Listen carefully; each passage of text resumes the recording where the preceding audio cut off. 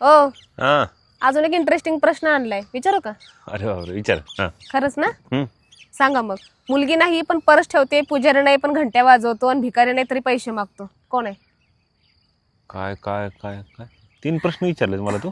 3 प्रश्न नाही, असं एकच आहे. हं. तो कोण आहे ते सांगा. मुलगी नाही हं. तरी पर्स ठेवतो, हं. भिकारी नाही तरी पैसे मागतो, आणि पुजारी नाही तरी घंट्या वाजवतो. कोण आहे असं? पुजारी नाही तरी घंट्या वाजवतो.